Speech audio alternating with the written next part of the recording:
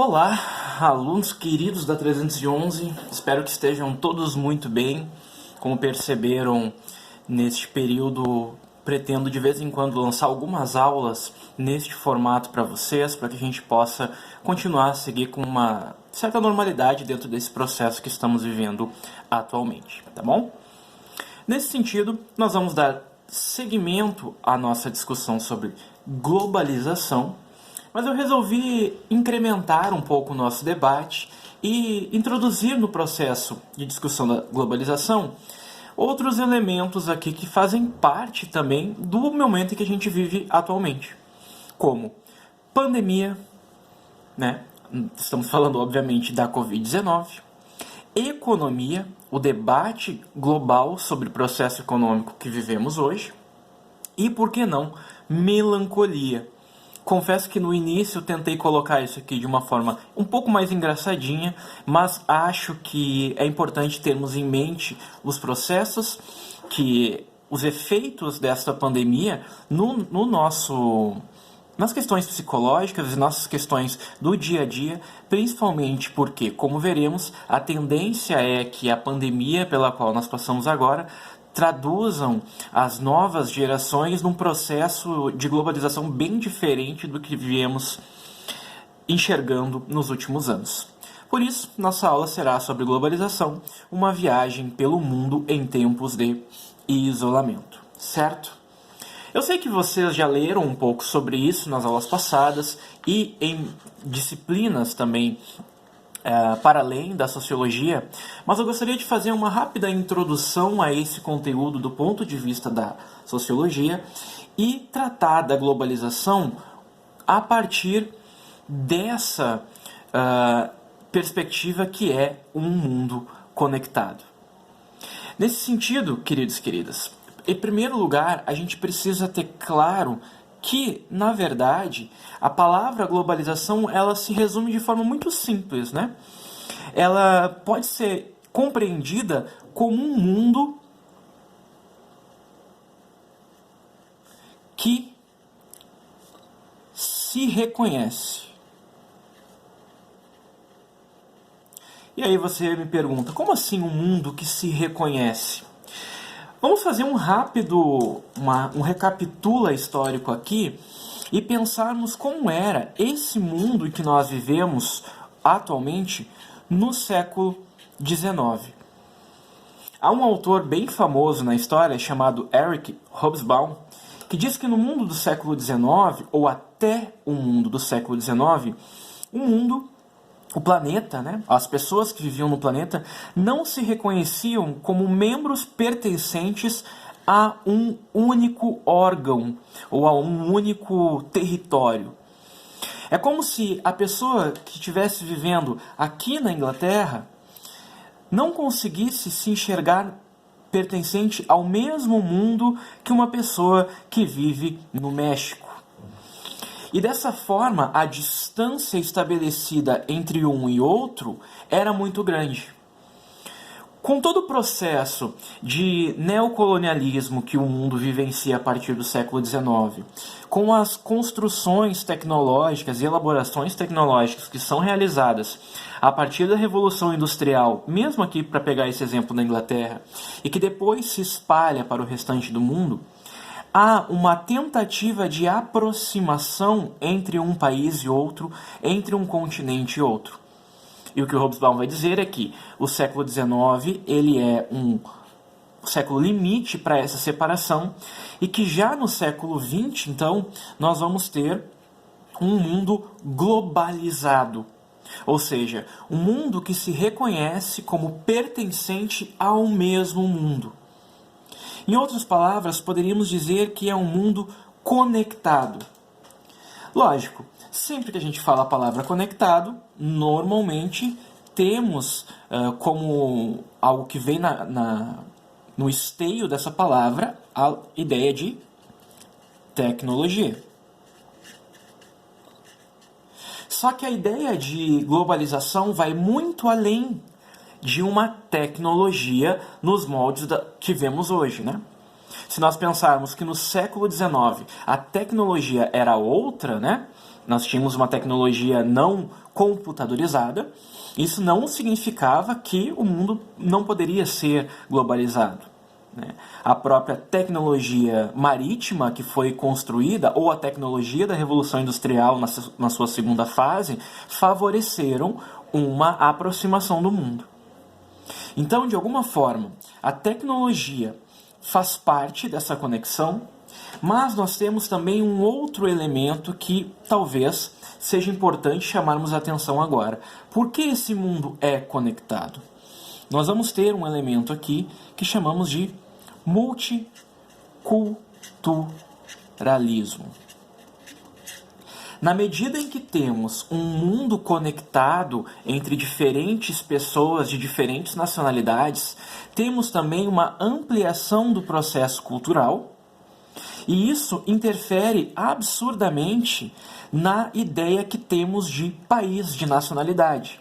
Recentemente, vou confessar para vocês, eu ouvi a expressão: as fronteiras nacionais foram rompidas e agora não temos um único país, mas o mundo é um país. Olha que interessante.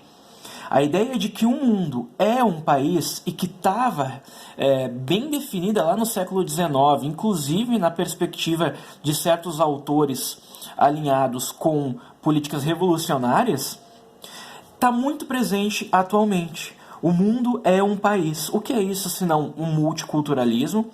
Senão uma noção que é gerada pela tecnologia, ou seja, as fronteiras terrestres elas não servem mais para distanciar as pessoas, mas elas podem ser rompidas através da tecnologia, e uma conexão entre diferentes pessoas no mundo.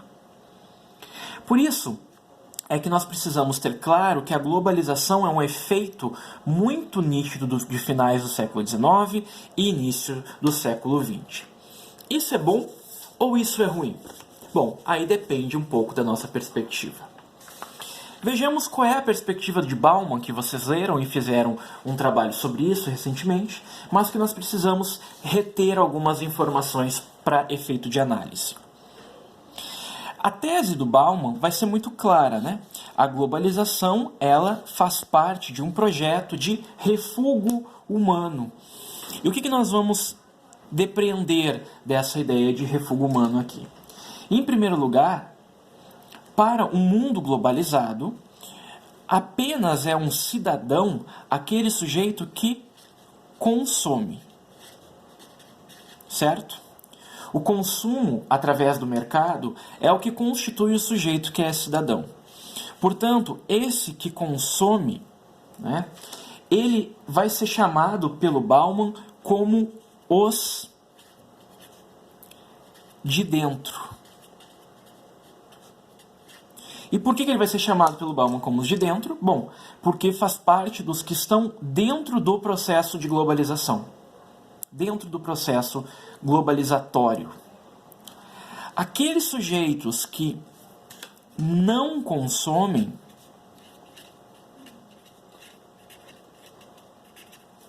são chamados pelo Bauman como os de fora. Certo?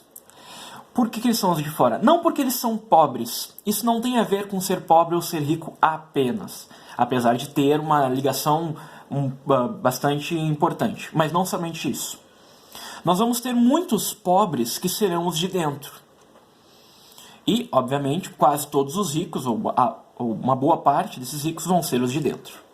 Agora, nós temos uma parcela da população pobre no mundo que é os de fora.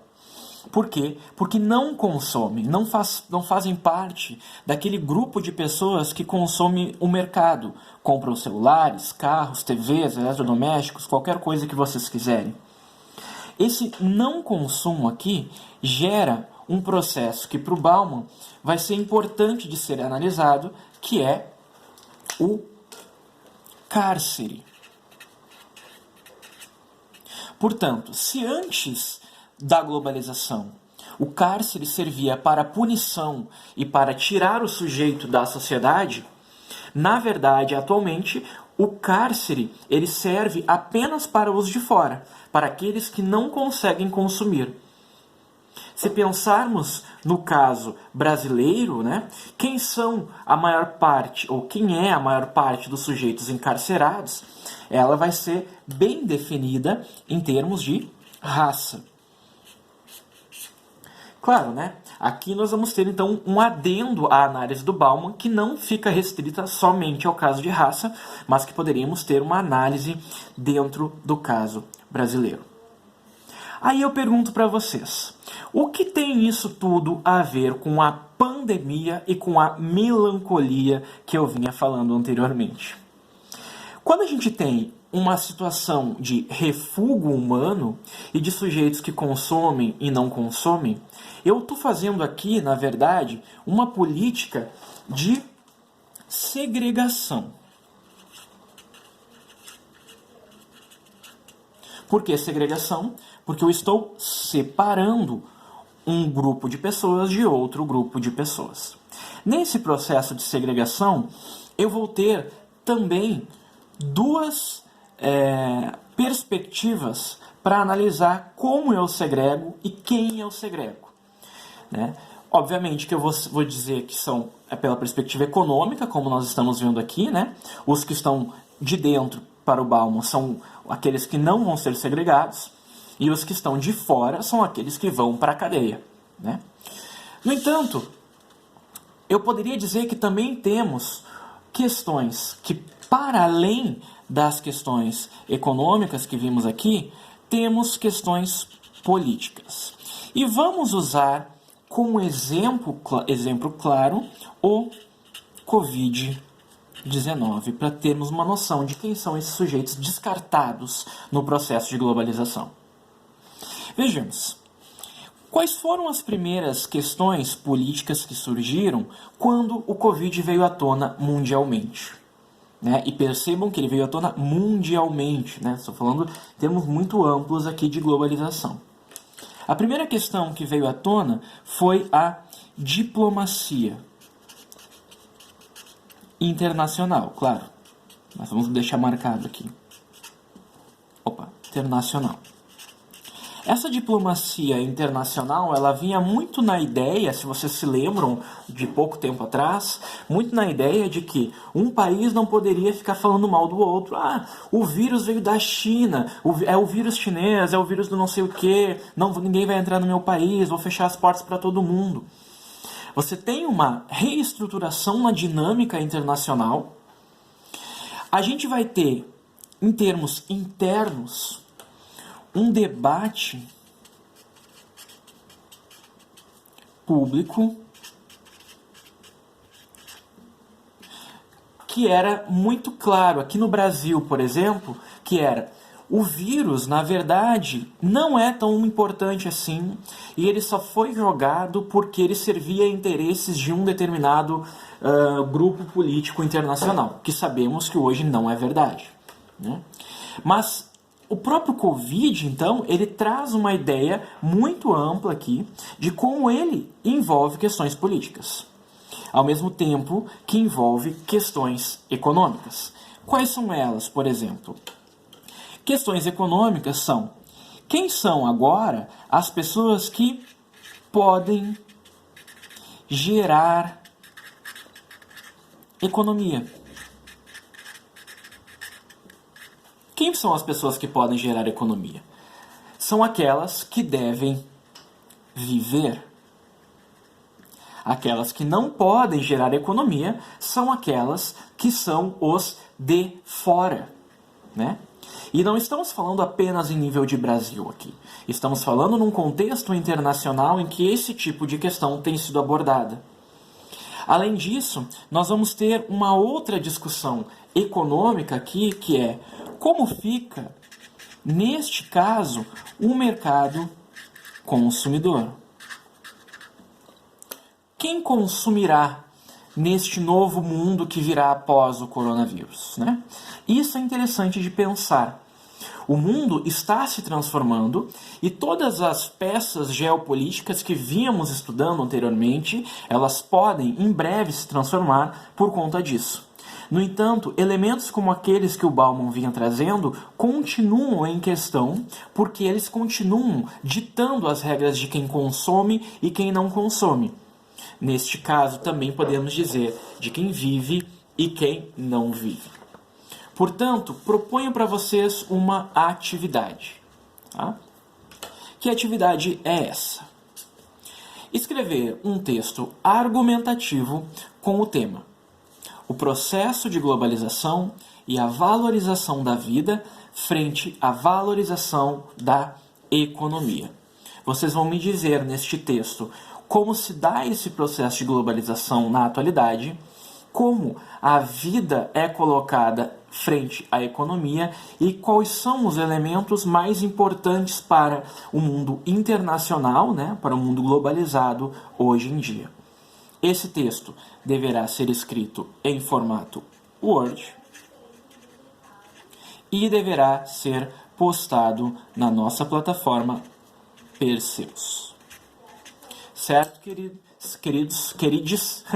Espero que a aula tenha sido esclarecedora e conversamos mais durante a semana. Tchau, tchau.